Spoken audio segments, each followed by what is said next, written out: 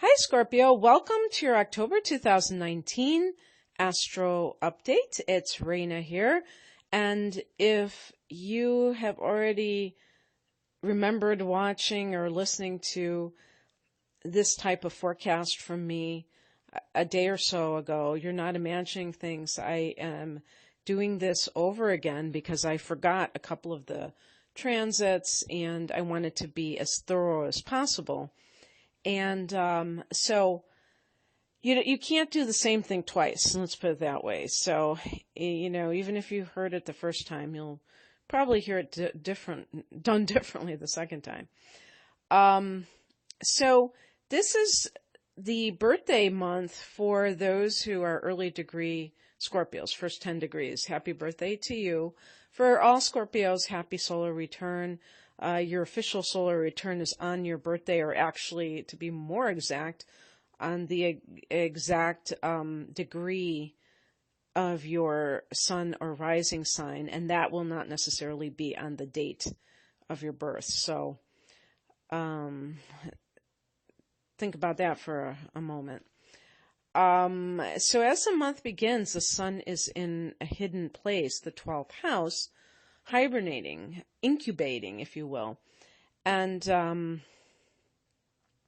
making you very psychic. The 12th house isn't necessarily the house of that a lot of people are excited about having transits in, because it's the house of karma. It's the final house.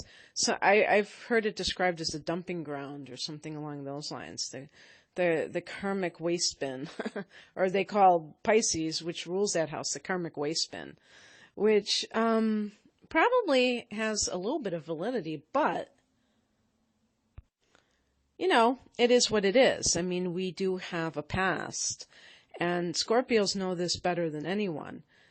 Your house is a water house too, being that you are a water sign. Your 8th house is a house that, to me, is vaguely similar to the 12th house in that it can be kind of secretive. It's definitely interior. It's definitely, in some cases, repressed. So, the 8th house, Scorpio, is about your shadow, that part of yourself, or those parts of yourself. There's not necessarily one attribute, but maybe multiple things that you would that you kind of disavow, that you're about. All those kind of negative emotions that we don't like to admit to, like jealousy and vengefulness and things like that, we would file into the 8th house. The 12th house is the house of suffering, the house of karma, but karma isn't always bad karma. It just means, the word means action, and we could even say the result of your actions. And that's all. Not some, finger waving from Sky Daddy. You did something wrong, but actually ourselves understanding that we have missed the mark is much more powerful than an outer reprimand. It's the 12th house is the house of past lives, therefore, and the house of undoing, the house of addiction, of how we trip ourselves up. So these themes can really be emphasized with you for some reason when the sun is in the 12th. It's magnifying or bringing to light these things that maybe you need to improve upon, the things you need to stop doing, those self-defeating patterns, if you will. And I think that's what karma is too, if you're looking at it from the negative point of view. The self-defeating patterns, if you want to call it bad karma. Self-defeating patterns, that's it. And how can I stop doing those things? Sometimes, there are compulsions. Addiction is a compulsion. But it doesn't mean that we are always going to be compelled to do something. we can retrain our brain. But the problem with the 12th house and the challenge of people with a prominent Pisces as well is not being fatalistic, not believing that they're doomed, that there's nothing they can do, having learned helplessness, just feeling that sense of this is how it has to be, and it doesn't have anything to do with my efforts. The 12th house can be the house of sacrifice, and surrender is in that family of, letting go of needing to control something, but it can also be giving up, not taking charge, kind of like escapism is the 12th house. And that's running away sometimes of your responsibilities, whether it be actual physical ones or more on the emotional level, like being mature, sitting with your pain, whatever it means. The 12th house is meditation, by the way, too, and your dream state. So the reason I'm going on and on about this is so that when you hear me talk about planets going into the 12th, you'll understand, the influence that can take place. So this can heighten your psychic ability. On the 3rd, Mercury goes into Scorpio. Yay, you. Mercury has been in the 12th house. So you've already been dealing with your consciousness in that irrational place. And I'm not saying irrational in a bad way either. And now you have Mercury in your sign, and you have this ability to articulate who you are. In the first house, it's like your image. Who am I? What you are about. This is particularly valuable if you are looking for a job where they ask you those stupid questions about, what your worst trait is. Like you're supposed to tell them, and then you get penalized for that sometimes if you're actually honest about it. I love to tell that story. I don't know if I've said that to Scorpio, and how I said, I'm so idealistic. I just am too idealistic, and I get really disappointed when people are not ethical. It just really, I wish I could be just more like I could let it go, but it just really bothers me. And then they looked at each other and with smirks on their faces, because that was what they were expecting. It's a no-win situation. But I mean, if that's what you got to do, that's what you got to do. But you will be able to come up with a decent answer to a question like that. And it's also good if you're looking for love, so that you can be in alignment with who you are, so there's an authenticity, which makes you seem more believable and trustworthy. On the same day, and also, I should say for everybody, Mercury in the 12th house is secretive. So keeping your thoughts to yourself, not that most Scorpios aren't doing that already. I mean, Mercury is going into your sign in the 12th house, so enough said. On the same day, your ruler, Pluto, you're ruled by Pluto and Mars, but Pluto is going direct, 20 degrees of Capricorn in the 3rd house. For Scorpio, this may have been a time, oh gosh, I don't know, probably almost like half a year now, I can't remember, when Pluto went retrograde. But a time when you may have really had to face harsh truths about siblings and what their true intention is, and maybe that has kind of been very destructive in a sense, where your relationships have been turned upside down. But, it's going to ultimately be for the best. It doesn't seem like it now, because it never does when you're in the midst of it. But later on you might think otherwise. But this can just apply to your thought processes. Is that how you say the plural? Altogether, because the third house is the house of the mind and how you think. So this again is like, it's like an issue that has to do with, like, it's almost like a Mercury in Pluto, in Scorpio type of an influence as well. The fact that you have Pluto transiting your third house is like having Mercury and Pluto.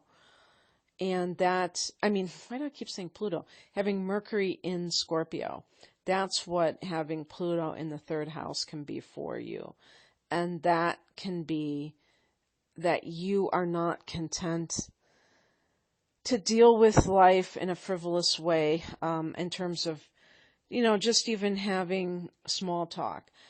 Now, this is going to be true for a lot of Scorpios anyhow, but this just exacerbates, or you could say enhances it. We don't have to act like it's bad, because you may be thinking very deeply, but perhaps you've had a lot of, things come up for you that have been hard to kind of wrap your brain around. This could be in any area of your life, maybe even repressed memories in a certain way. And especially since Mercury has been in the 12th house for you, a transit of that. So definitely trauma-based memories coming to the surface, having to be kind of purified or exorcised, if you will. And now that Pluto goes direct, the intensity may abate slightly. Pluto is still going to be intense regardless, but at least when it's direct, it's not digging even deeper. Okay. On the 4th, Mars goes into Libra, and again, that 12th house, this is, from one of the things that I read, they were saying that dreams can be vivid with this. I don't see how that is true when you're talking about Mars. Mars seems very active to me, not something that I would associate with the consciousness or the dream state, but I just wanted to put that out there. I think that Mars in the 12th house can lend itself to physical restlessness, where the person feels like they want, I've had that feeling. I don't know if it had anything to do with Mars in the 12th, and I'm sure some of you have too, where you feel, your body feels restless, but you don't, it's like it's coming from a different place. It's not just about you getting up and moving, and that will take care of it. It's something maybe at a deeper level that is manifesting physically. Hatha yoga, which is it's a preparation for meditation, but is considered, it's a form of yoga that, puts you in different positions, can help to balance the body and therefore make it easier for you to be still.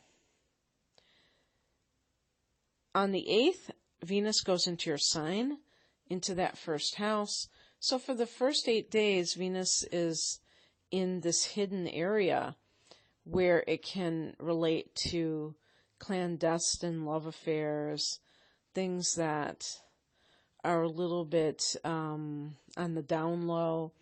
It can indicate some kind of feeling of having connected with a soulmate, and that can feel very interesting, like you're tapping into a familiar bond with somebody else.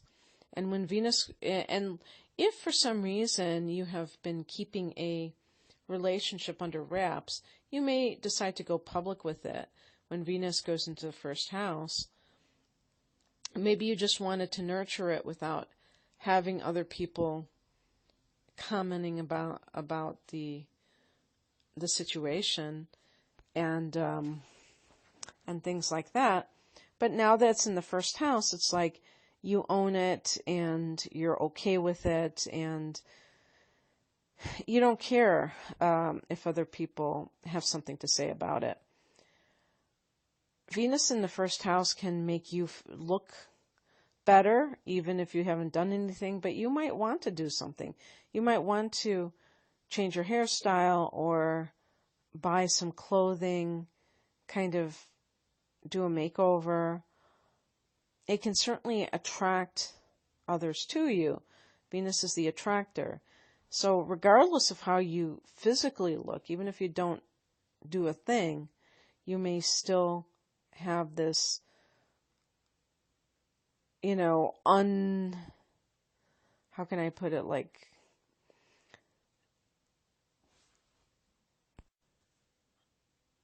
otherworldly aura about you. People can't put their fingers on it, but they just feel drawn to you. They feel compelled.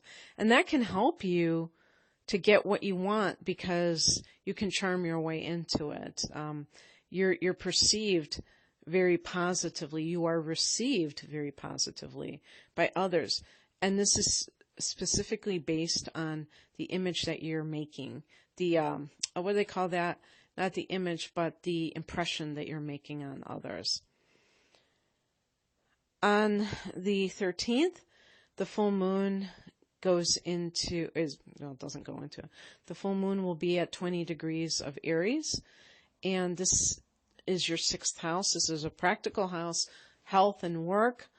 Things coming to a head at work. There's little power plays underneath the surface. They get exposed, like some kind of devious coworkers trying to like diss you behind your back or something. Or maybe, or a plot that they have to try to take over your job.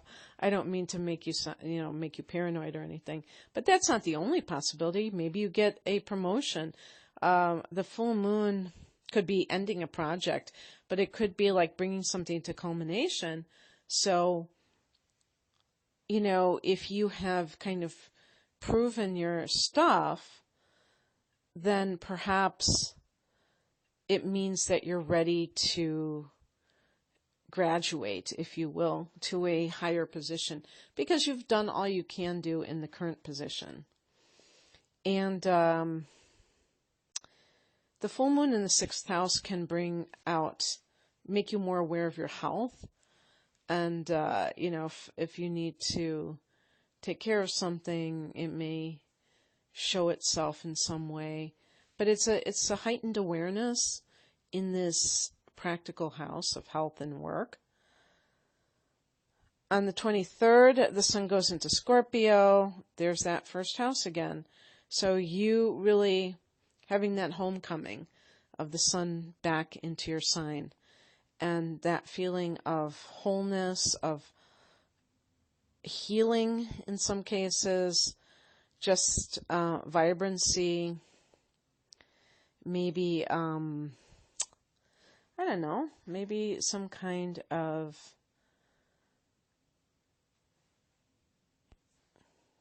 confidence. You're pretty confident as it is, but it's possible that you are just really feeling quite on top of your game in your life, being able, wanting to be more out there, outgoing, since you've had the sun in your monk house and now it's in the first house. There just might be a change of heart for you where you just want to really do that at this time. And then your new moon happening on the 27th if you're in the United States, North America, so Canada and Mexico, and Central America, I'm sure, right? I don't know. That's an interesting point. What type of time zone does Central America have, since it's in between North and South America? I never thought about that. I'm assuming it has more of a North America type of kind of thing, because it's in the Northern Hemisphere, so I would think it would have a similar time zone. But anyway, this is that first house. So new beginnings with whatever you want to promote regarding yourself, or just like a new cycle for yourself. But I will say, this is the one thing that I can say, because otherwise I get confused. Because it's at an early degree of Scorpio, it's 4 degrees. If you're born after probably around it'll depend year to year, probably by the 27th or so. If you're born after the 27th of October or so, it probably, and this is when it's happening on the 27th. Okay, so at 4 degrees. Yeah, if you're born after the 27th, it'll probably be in your 12th house. So the point being that for many of you, this full moon won't really feel like that you're really moving forward. It will still be that unfinished business. Maybe you finally tackle something that you've been meaning to. And I mean, even on the mundane level, if the new moon falls in your 12th house, you may, clean out closets or an attic or something like that, where you've kind of like stuffed away things. Maybe that's the best use of that energy for some people. Or starting a meditation practice or something like that. For those who it does fall in your first house, you probably will feel that sense of moving forward. I think for all Scorpios, you can still set intentions, because the 12th house is like the womb, and it still can, be something to manifest in the future. And then next month, when the new moon is at an early degree of Sagittarius, then a lot of the Scorpios can experience that feeling of, the sun crossing over and being in that first house. And then on the 31st, Mercury goes retrograde in your sign at a late degree of Scorpio. So this will be the first house. This will be yourself. You may be like rethinking some of the ways that you, I don't know, I would say even like presenting yourself. And that it's kind of a weird thing to talk about, because how do we present ourselves? The first house is the house of the image. I think with Scorpios, this is particularly important, because you may give an image of yourself that you really do not wish to give, or an impression, where if you are more reserved, not because you're shy, but because you are scoping out the environment, where you're kind of like seeing if you can trust those that you're dealing with, and kind of, keeping to yourself, not really sharing much of yourself. A lot of times, especially with Scorpio rising, when I'm dealing with people, I wonder if they're Scorpio rising, because they really are they're not forthcoming. And you can sense that there's a lack of trust there, that they do not wish to put all their cards on the table. The first house is kind of like putting your cards on the table, because it's really what is seen by others. So other people can get a negative impression, or at the very least be uncomfortable around you, depending upon how you carry yourself. And you may kind of notice that and how that has been affecting you adversely, and try to do things differently. Maybe try to be more talkative, or more taking the initiative, whereas maybe before you're like, I'm going to let that person come to me, for whatever reason, maybe a power play, or simply because you're not very extroverted naturally, who knows. But, kind of change things up a little bit. This can also be in terms of just your life in general. I think the first house is, really what sets the tone for the choices that we make. And, because it's like the starting off point. So maybe you were going to start a new project, a new business, a new this or a new that, or have a new look. I said you have Venus in the first house. And then you think about it, I'm not sure. I'm not sure I want to do that. I'm not sure I want to dye my hair. I don't know if I want to give the impression that I'm younger. Maybe it would be better if I look more seasoned and really kind of, on an intellectual level, kind of dissecting your appearance for some people. Who knows? But anyway, that is what I have for you, Scorpio. If you would like a personal reading or a like a natal chart interpretation for the next year to see the trends that are coming up for you, or I have like one with an interpretation of your natal planets and one just with the astrological trends. Check me out at rainandmoonastrology.com. The link is below. Give me your email address. I am very cognizant of annoying email people and also, spamming and selling, that kind of thing. That is so not me. But I just wanted to get like a mailing list to have, separate from contacts on YouTube and things like that. And I have promotions on there, but I do have, if you sign up, you get 19% off a reading, any reading. So check me out there. Take care. Bye.